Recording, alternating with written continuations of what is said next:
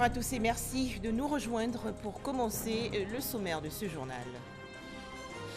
En Côte d'Ivoire, un plan pour atténuer l'impact de la maladie à coronavirus sur les populations et les activités économiques. 1700 milliards de francs CFA seront ainsi débloqués, soit environ 5% du PIB, annonce faite hier par le Premier ministre Amadou Gon Coulibaly. Autre mesure pour freiner le coronavirus en Côte d'Ivoire, c'est bien sûr l'isolement d'Abidjan. Mais où peut-on avoir une dérogation pour sortir de la capitale économique? Dans cette édition, nous irons à l'école nationale de police dans la commune de Cocody. Enfin au Sénégal, le décès hier à Dakar de Pape Diouf, l'ancien dirigeant de l'Olympique de Marseille, des suites du coronavirus. Tout d'abord, le point du jour sur le coronavirus.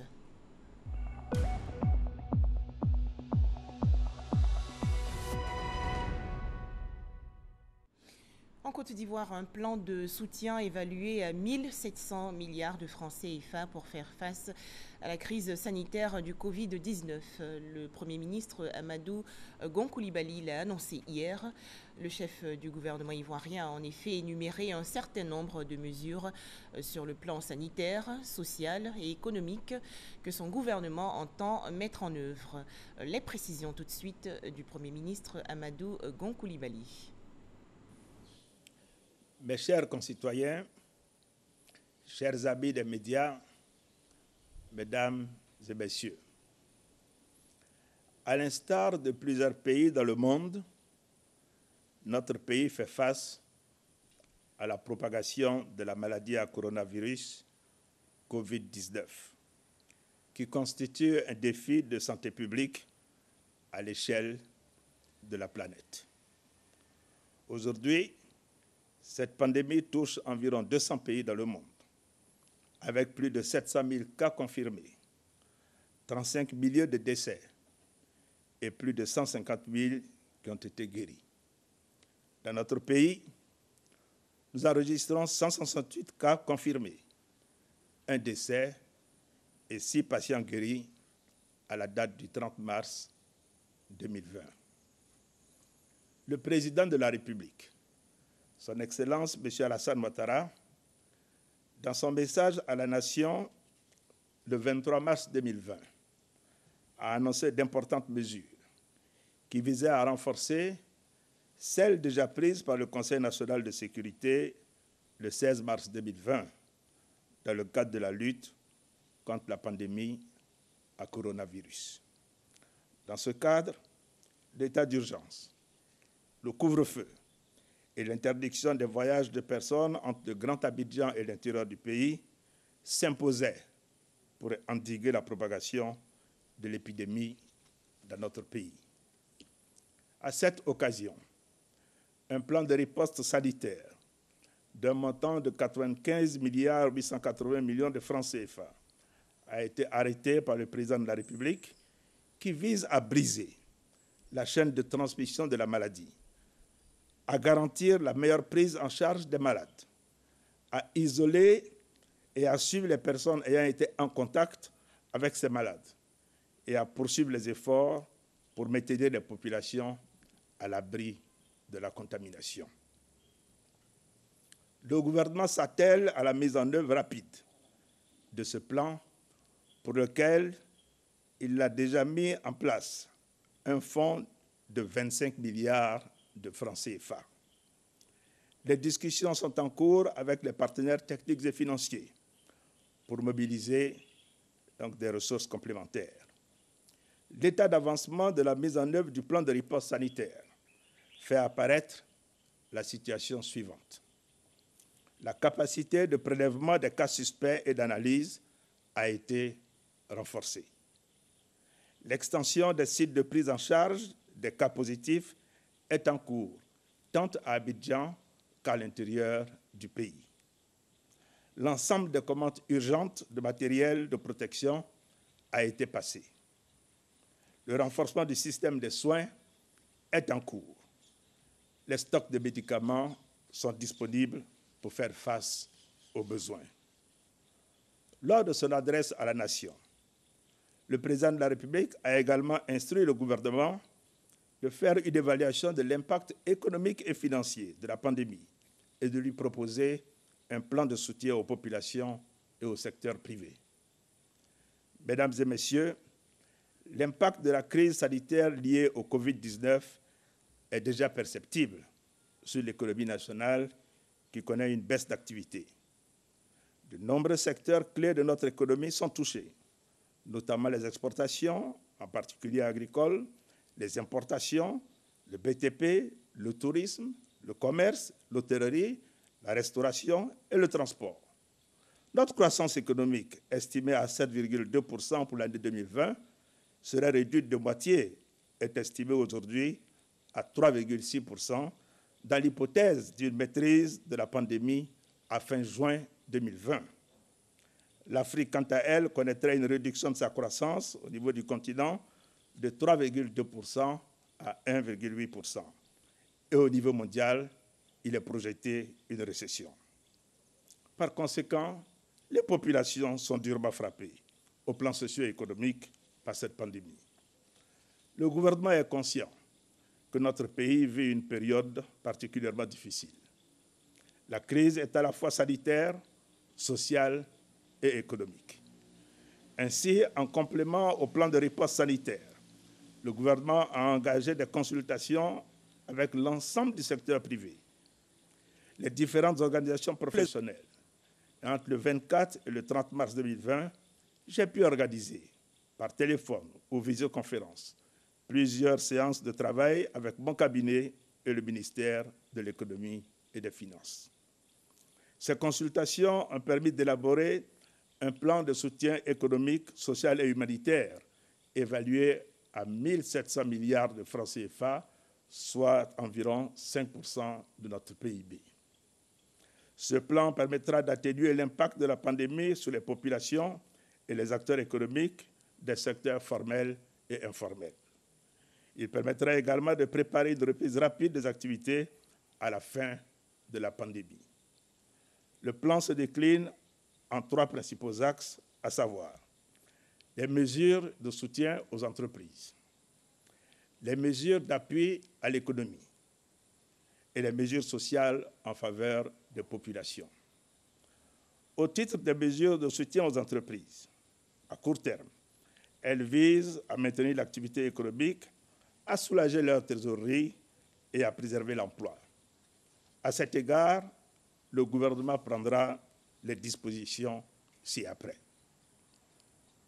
Suspendre les contrôles fiscaux pour une période de 3 mois.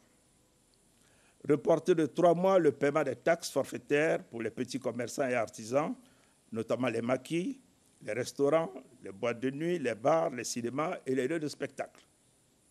Différer pour une période de 3 mois le paiement des impôts, taxes et versements assimilés dus à l'État, ainsi que des charges sociales du fait des difficultés de trésorerie des entreprises.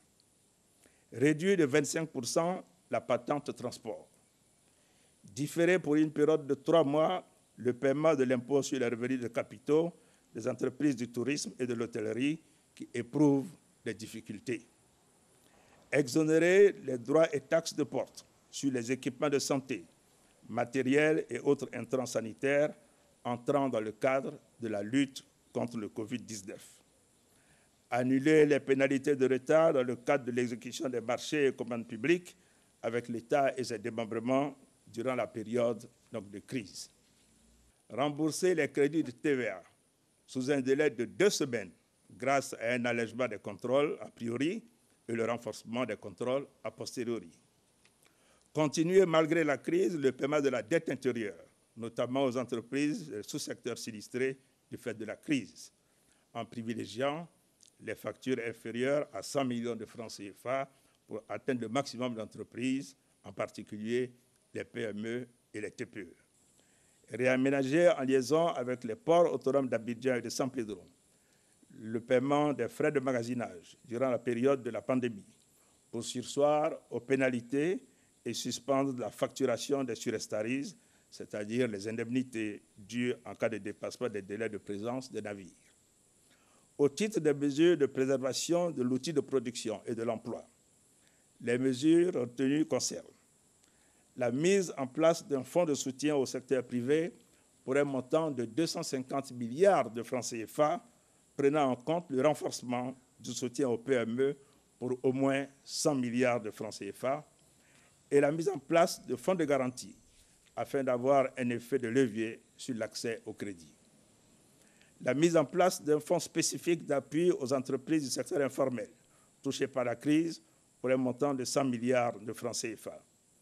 Cette mesure sera pérennisée après la crise avec une fiscalité simple et des modalités novatrices de financement.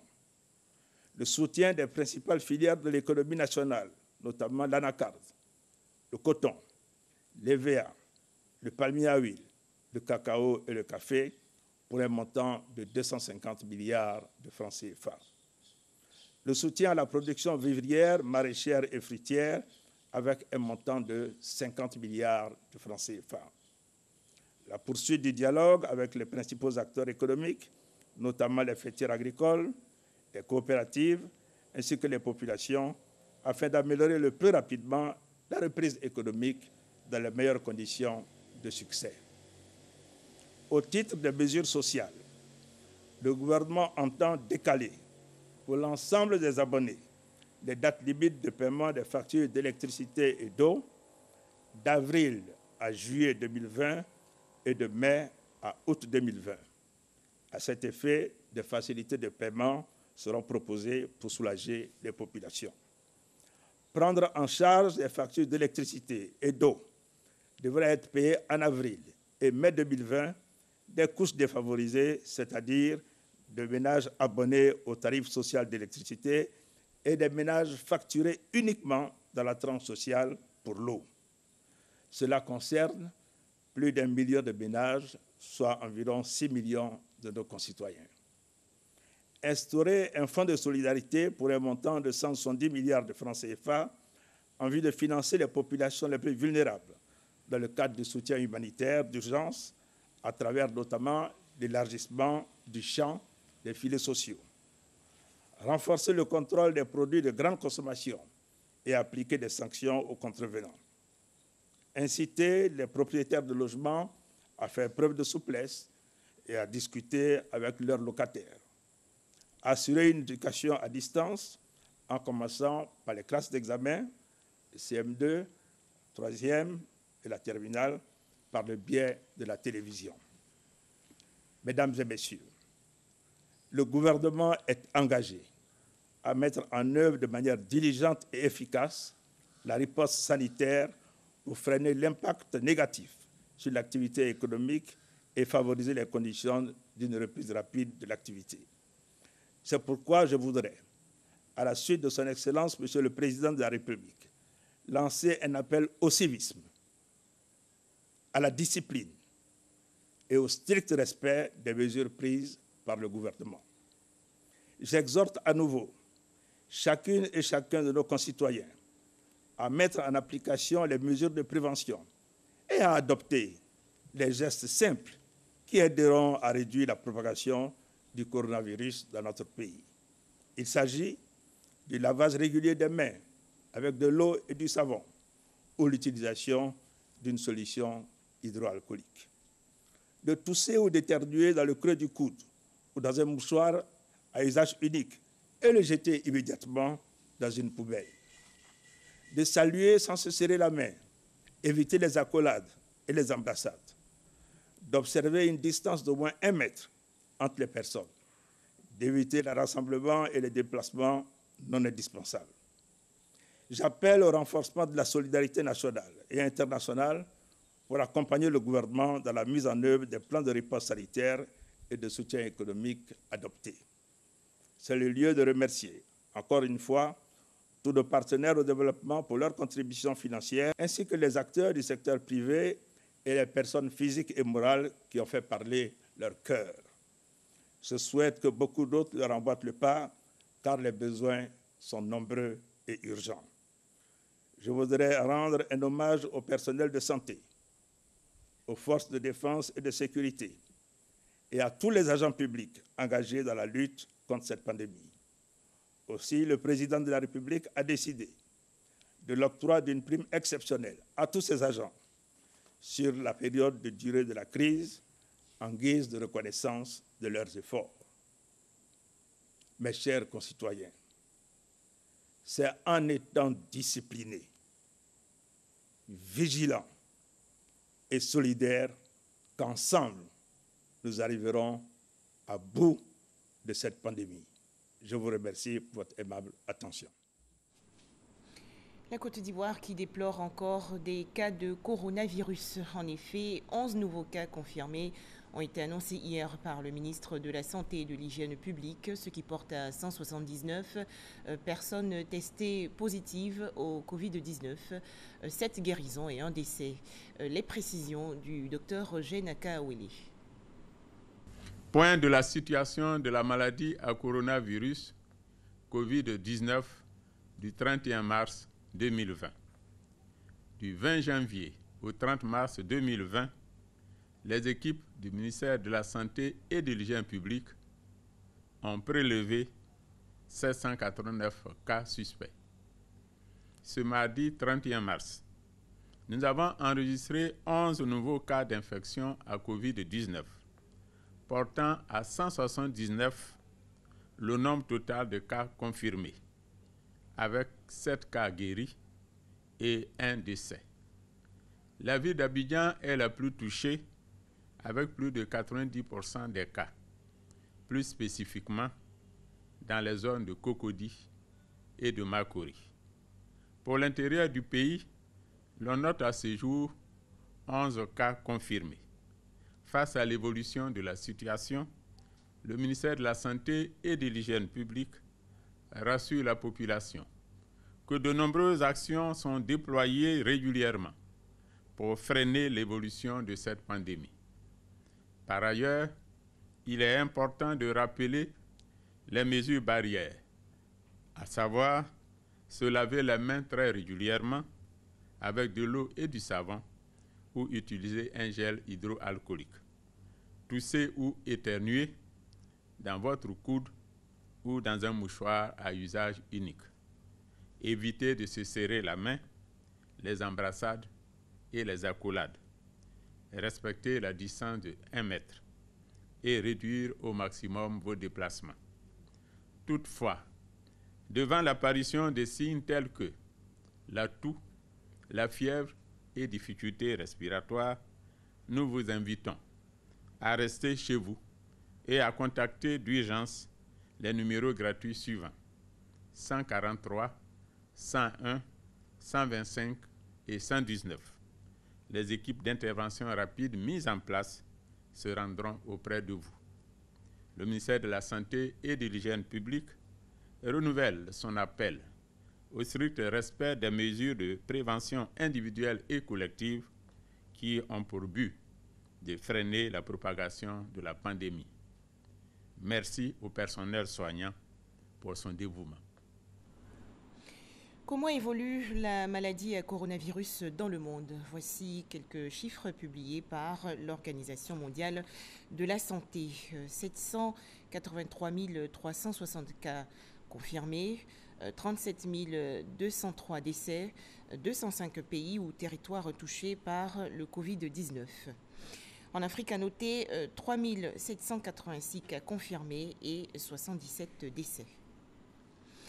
Un point presse quotidien pour expliquer aux journalistes de manière approfondie les différentes mesures gouvernementales contre le coronavirus en Côte d'Ivoire. 2 ministères ont ainsi fait un bilan hier. Le ministère de la Santé a fait savoir que 28 milliards de francs CFA ont permis l'achat de médicaments et autres équipements sanitaires. Du côté de la sécurité, on note l'interpellation de 457 personnes pour violation du couvre-feu. Les détails, Mahama Traoré. 28 milliards de francs CFA, tel est le montant déjà mis à la disposition des autorités sanitaires par l'État pour freiner la pandémie du Covid-19 en Côte d'Ivoire. Cette somme est essentiellement destinée à l'achat de médicaments et d'équipements de protection pour le personnel de santé. Des dons en équipement ont aussi été reçus de la part de partenaires privés. Toutes les structures, aussi bien les CHU les CHR, les hôpitaux généraux, les districts sanitaires, les centres de santé, les points d'entrée à nos frontières, même les cliniques privées et les autres ministères ont été dotés. Ainsi, à ce jour, ont été distribués plus d'1 500 000 paires de gants, 300 000 masques de protection, 300 pistolets thermiques. Et nous allons acquérir progressivement d'autres équipements. Le directeur de l'Institut national de l'hygiène publique est formel. Aucune industrie pharmaceutique installée sur le sol ivoirien n'est en mesure de produire de l'hydroxychloroquine à l'heure actuelle pour manque de matières premières. Autre précision, celle concernant les personnes déjà guéries du Covid-19. Il y a plusieurs coronavirus. On a vu le corona pour MERS, le corona pour le SRAS et tout ça. Et vous savez que quand on fait la maladie et qu'on en est guéri, on est immunisé pour le type de virus. C'est-à-dire si vous faites la maladie contre Covid-19, votre corps va développer des anticorps qui vous permettront de lutter contre le Covid, c'est-à-dire contre le corona pour 2019. Mais vous pouvez faire les autres maladies liées au coronavirus. Et c'est le lieu de préciser que quand on est guéri de cette affection, quand on est guéri totalement. Au deuxième jour de l'entrée en vigueur de la mesure d'isolement du Grand Abidjan, le ministère de la Sécurité et de la Protection civile relève quelques amalgames. De ce qui nous est revenu du terrain, beaucoup de camions ont été bloqués sur la route. Alors que de cette mesure sont exclus les transports de produits agricoles, animaliers, halieutiques, miniers et manufacturés dans les deux sens. Aussi bien d'Abidjan vers l'intérieur que de l'intérieur vers Abidjan, ces produits qui permettent à l'économie nationale de continuer de vivre ne devraient pas être bloqués sur les routes. Sur le plan sécuritaire, la police nationale dit veiller au grain pour éviter que le grand banditisme prospère en cette période de couvre-feu. Des dispositions musclées sont prises pour que ces personnes malveillantes ne profitent pas de l'accalmie nocturne qu'impose le couvre-feu, justement pour perpétrer des actes malsains. Vous pouvez compter sur votre police pour cela. Et aujourd'hui, oui, l'état de la sécurisation de toute la Côte d'Ivoire va très bien, se porte très bien, parce que nous sommes renforcés, les effectifs sont renforcés, les moyens sont renforcés, et le moral est très haut pour faire front à tous ces malfrats. Une semaine après l'instauration du couvre-feu, les forces de sécurité ont interpellé au total 457 individus pour non-respect. La radiodiffusion télévision ivoirienne respecte consciencieusement les consignes sanitaires contre la propagation du coronavirus. Le ministre de la Communication et des Médias, Sidi Tiemoko Touré, a ainsi félicité hier les dirigeants de la RTI. C'était lors d'une réunion au siège de la télévision nationale dans la commune de Cocody. On en parle avec Abou Sanogo. Le ministre de la Communication et des Médias, porte-parole du gouvernement Sidi Tiemoko Touré à la RTI, radiodiffusion télévision ivoirienne, lavage des mains, prise de température, port du masque, les mesures de prévention sont respectées. Il y est pour présider la réunion du comité de crise de la RTI. Et cette rencontre a permis de passer en revue la matrice d'action de la communication dans le cadre de la lutte contre la maladie du coronavirus Covid-19 et la stratégie de communication validée par le Premier ministre Amadou Gon Coulibaly. Les médias de service public ont été invités à poursuivre la sensibilisation et la diffusion de mesures préventives, notamment la formulation des éléments de langage, la production d'articles vérifiés et vérifiables et l'amplification des bons messages. À la RTI, des mesures ont été arrêtées. Entre autres, l'accélération de la libération de l'ensemble des stagiaires, la mise en place du dispositif à l'entrée dans les services sur tous nos sites et également toutes les directions se sont réorganisées pour pouvoir travailler avec le minimum indispensable de personnel et ont mis en place un dispositif de rotation des équipes. À l'issue, le ministre de la Communication et des Médias, Sidi Tiemoko Touré, a fait un tour du dispositif de la RTI pour s'assurer des conditions de travail des agents et voir si toutes les dispositions sont prises pour barrer la route à la pandémie du coronavirus. Nous sommes satisfaits parce que nous avons vu que la direction générale a pris les meilleures dispositions pour préserver les équipes. Ces équipes qui seront à la tâche jour et nuit d'ailleurs pour informer les populations. Et il faut juste relever que depuis le début de la crise, tous les collaborateurs sont sur tous les chantiers. Malgré les critiques, malgré la délicatesse de la tâche, les uns les autres produisent le meilleur d'eux-mêmes. Et avec la direction générale, nous avons passé en revue toutes les initiatives portées par la RTI. Selon le ministre de la Communication et des Médias, désormais, c'est le 119 qui est le numéro d'accès unique en cas de besoin. La RTI est quant à elle impliquée dans la lutte. Les gestes simples qui sauvent la vie sont appliqués. Lavage régulier des mains, prise de température et port de masque. Distance de sécurité. Les médias de service public joueront leur partition dans la lutte contre la maladie du coronavirus Covid-19. Poursuivons ce journal avec ce communiqué de la Haute Autorité de la Communication Audiovisuelle relatif au traitement par les médias audiovisuels de la pandémie à coronavirus. La Haute Autorité de la Communication Audiovisuelle, ACA, note avec satisfaction que depuis le déclenchement de la pandémie à coronavirus Covid-19, les médias audiovisuels de service public, les médias audiovisuels privés commerciaux et non commerciaux prennent une part très active dans la diffusion des messages de sensibilisation des populations sur les mesures à observer pendant cette période. Ce, aussi bien en français que dans les langues locales. La Haute Autorité de la Communication Audiovisuelle encourage les médias audiovisuels, notamment les radios de proximité, les radios rurales locales et confessionnelles, à poursuivre cette mission de haute portée citoyenne et sanitaire.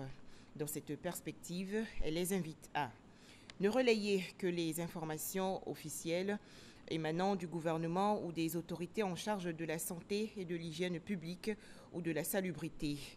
S'abstenir de diffuser ou relayer les informations dont l'origine, la véracité et l'exactitude ne sont pas établies. Faire davantage preuve de responsabilité dans la maîtrise des antennes lors des émissions interactives sur les questions relatives à cette pandémie afin d'éviter toute stigmatisation ou propos susceptibles de créer une psychose sociale. La Haute Autorité de la Communication Audiovisuelle s'est comptée sur la contribution et la mobilisation de tous les opérateurs audiovisuels à lutter contre la propagation du Covid-19. Fait à Abidjan le 30 mars 2020, signé le président de la ACA, Maître René Bourgouin. En Côte d'Ivoire, 179 personnes testées positives au coronavirus. Les établissements de santé, dont le centre hospitalier universitaire de Treichville, sont mobilisés pour accueillir les malades. Mais comment prennent-ils en charge ces patients Covid-19 ? Quels sont les médicaments donnés aux malades ? Les détails avec Salima Toudia. Au service des maladies infectieuses et tropicales, le SMIT du CHU de Treichville, des patients en attente d'une consultation. Des cas suspects de maladie à coronavirus pour avoir été entre autres en contact avec les personnes confirmées ou revenues des pays affectés. Pour être fixés sur leur état de santé, seul un test de dépistage du coronavirus est nécessaire. Les médecins procèdent à l'écouvillonnage pour un prélèvement nasopharyngé. L'écouvillon sera introduit dans cette glacière contenant des accumulateurs qui permettent de maintenir la température normale, voire contenir le virus lors du convoyage par l'INHP vers l'Institut Pasteur, habilité à diagnostiquer les cas de Covid-19. Au cœur du SMIT, nous avons voulu accéder aux cas confirmés de Covid-19 en cours de traitement médical.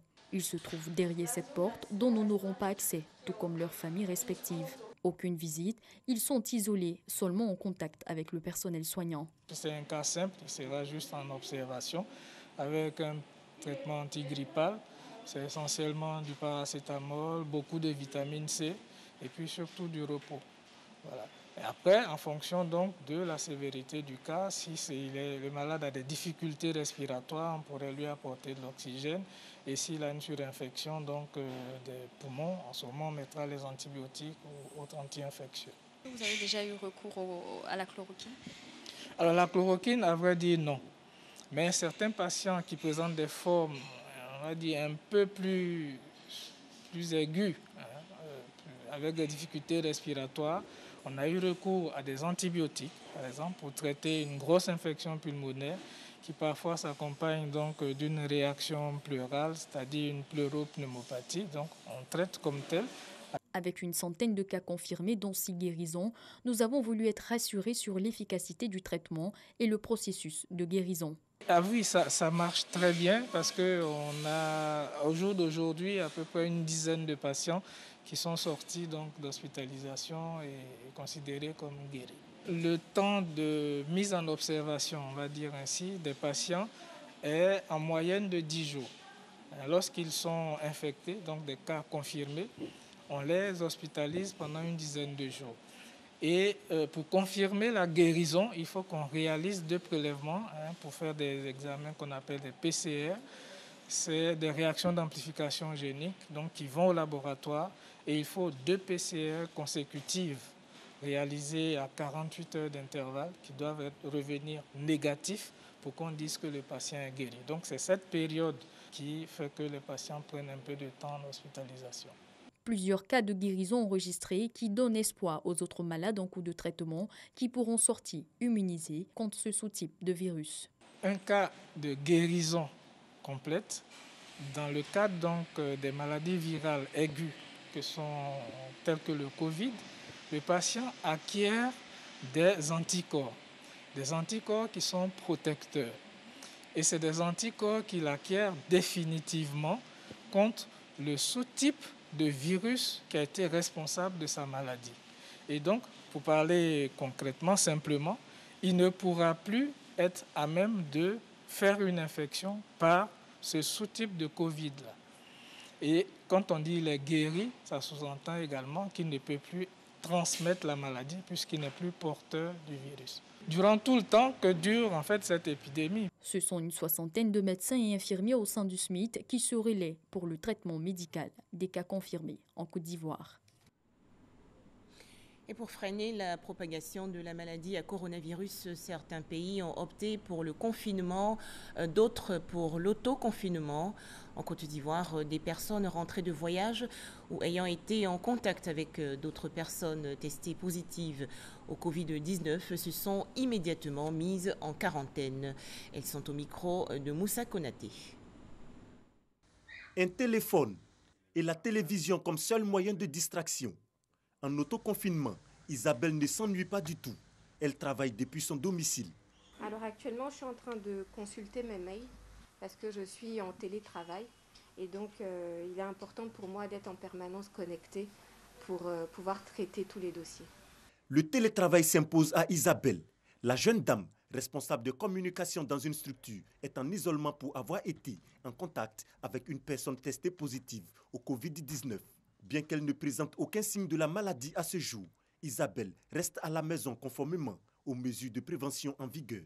Et ils m'ont dit qu'il fallait en fait que j'aille en autoconfinement chez moi parce que je ne présentais pas de symptômes et qu'ils allaient en fait m'observer pendant une semaine renouvelable une fois.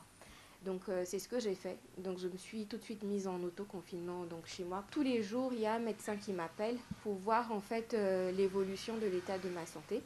C'est-à-dire, est-ce que j'ai de la fièvre, est-ce que je tousse, est-ce que j'ai des courbatures, est-ce que je fais de la diarrhée, etc. Donc, jusqu'à présent, Dieu merci, je n'ai pas de symptômes alarmants. Mise en quarantaine et contact permanent avec les services de santé, l'autoconfinement est l'une des recommandations pour freiner la propagation du coronavirus. Le message est bien perçu par Amara. Revenu de voyage, il est resté chez lui plus de 10 jours sans contact physique avec son entourage. Plus d'accolade ni partager de repas avec la famille. J'ai effectué un déplacement à Abidjan-Bamako du 13 mars au 17. Donc le retour c'était le 17 mars. Je me méfiais beaucoup. Voilà, même les enfants qui voulaient me faire à tout, je leur disais non. Voilà, de rester sans les paniquer. Aujourd'hui ça me fait 15 jours. Voilà, hier c'était le 14e jour. Le 14e jour, le centre même m'a appelé pour prendre les dernières nouvelles. Je n'ai même pas eu de symptômes pendant les 14 jours, donc je peux dire Dieu merci. Plus qu'un changement de comportement, l'autoconfinement constitue une méthode importante dans la lutte contre la pandémie du Covid-19. Vous êtes rentré en contact avec quelqu'un qui est confirmé coronavirus. Donc, si nous ne vous surveillons pas et que vous développez les signes, lors de vos mouvements, vous allez contaminer d'autres personnes. Il est fondamental que vous restez à la maison. Lorsque vous êtes à la maison, qu'est-ce que vous faites? Vous portez un masque. Vous évitez les contacts étroits avec les personnes de l'entourage. C'est pour éviter de les contaminer. C'est juste 14 jours. Ce n'est pas une prison, mais c'est un changement d'habitude. L'objectif, c'est de détecter précocement la survenue du cas sur le contact, sur la personne auto-confinée. Une fois qu'on détecte précocement chez vous, on vous sort du lot, on vous envoie à l'hôpital et vous ne pouvez pas contaminer une autre personne. Donc nous allons casser la chaîne de transmission. C'est ça l'objectif de l'autoconfinement. Le Covid-19 sévit dans le monde. Les chiffres de personnes infectées sont toujours croissants. Pour les autorités ivoiriennes, il s'agit de briser la chaîne de contamination. Et cela passe nécessairement par le strict respect des mesures de prévention. Le district d'Abidjan, désormais isolé du reste du pays, c'est une autre mesure pour freiner le coronavirus en Côte d'Ivoire. Cette décision gouvernementale est entrée en vigueur depuis le dimanche 29 mars dernier. À noter que toutes les demandes de sortie d'Abidjan se font à l'école nationale de police dans la commune de Cocody. Grace Kando. Véhicules stationnés, affluence visible. Nous sommes à l'école de police d'Abidjan-Cocody, lieu indiqué pour l'acquisition des laissez-passer, des personnes venues retirer ou déposer des formulaires de demande de déplacement. C'est le 18 février que mon grand frère est décédé. L'enterrement, c'est le 3. Hier, on a déposé, ce matin, on vient, on nous refuse parce qu'on dit non, c'est les funérailles. Quand on nous trouve la solution pour pouvoir l'enterrer puis venir. J'ai mes employés à Maféré. Je suis venu pour retirer l'autorisation qui va me permettre d'aller les payer.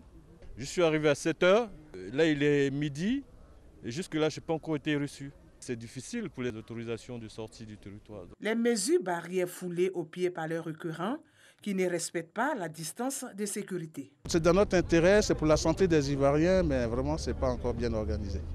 Vous n'allez pas fuir les maladies en ville pour venir en avoir à l'école de police. Ça, ce n'est pas possible.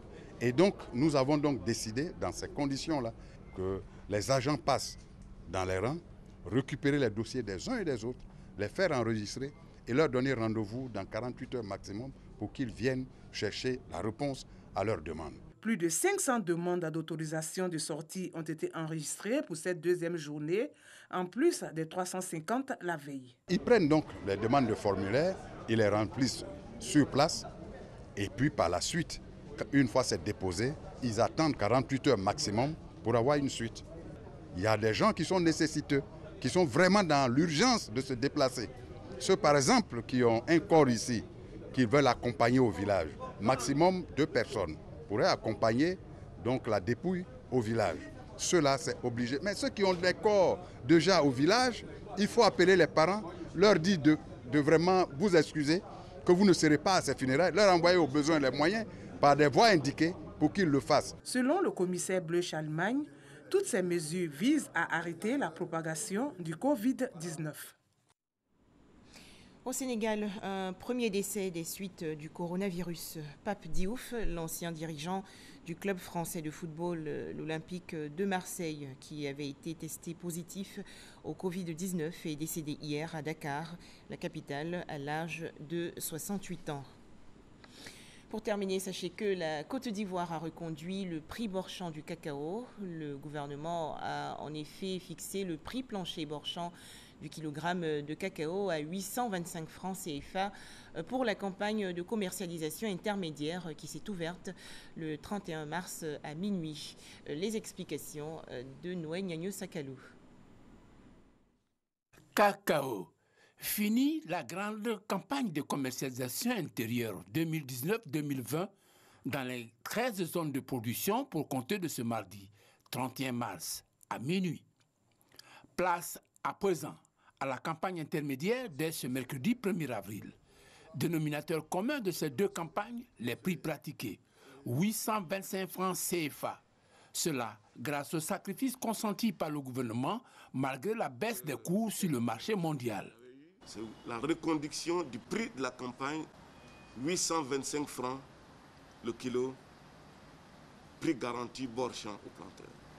On sait que les cours sur le marché ont dégringolé. Le marché a perdu près de 200 francs par kilo. C'est énorme. Et malgré cette baisse des cours sur le marché, le président de la République a considéré que nous ne pouvons pas baisser le prix aux planteurs. Ce sont donc des efforts supplémentaires, je dirais même des sacrifices, que l'État vient de consentir pour permettre que le producteur ne soit pas lésé dans la fixation du prix au kilogramme de cacao. Le directeur général du Conseil Café Cacao et le ministre de l'Agriculture et du Développement rural ont salué la qualité du travail des acteurs de la filière. La preuve. Nous avons exécuté 93% de nos contrats. C'est même une exception. À ce stade, je voudrais remercier l'ensemble des acteurs de la filière qui ont joué le jeu et chacun a fait sa part au cours de cette campagne principale. Soulignons qu'à la différence de la filière EVA, marquée par un arrêt des saignées du fait du coronavirus avec un préjudice mensuel de 60 milliards pour les usiniers et une perte sèche pour les producteurs, le cacao continue d'être exporté avec des gains pécuniaires pour les producteurs. Voilà qui invite à la diversification des productions agricoles. Et c'est la fin de ce journal. Merci de nous avoir suivis.